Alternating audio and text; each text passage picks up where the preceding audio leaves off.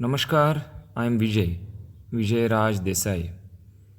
I am trying to make astrology extremely simple. Now about Venus. Venus is Shukra. Venus is good in most of the houses.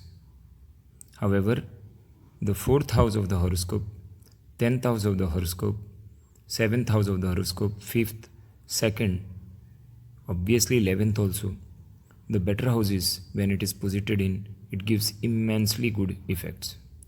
Venus is best in the signs Pisces, Libra and Taurus. Venus is generally seen together with Mercury in the horoscopes. They are generally not more than 70 to 72 degrees apart.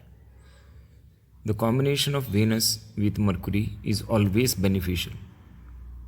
It forms a yoga, beneficial yoga, but it is routine, it is common. Venus in 6th house, 12th house, or 3rd house of the horoscope can lead to disastrous consequences, more so if the Jupiter position in the horoscope is weak.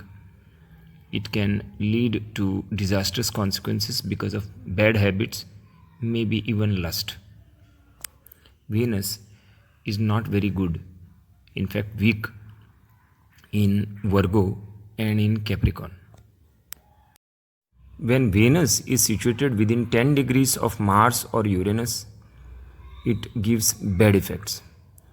Venus is bad also with Jupiter. However, there are exceptions to this rule. Venus is the planet of enjoyment. When it is well posited in the horoscope, it gives good enjoyment in a positive manner, which doesn't cause problems to the person. When Venus is weak in the horoscope, it gives trouble in getting enjoyment or getting into problems because of enjoyment or wrong enjoyment. Venus gives immensely beneficial effects if it is posited well in the horoscope, more so during its phase. When Venus is weak, the person gets into immense problems during its phase, more so.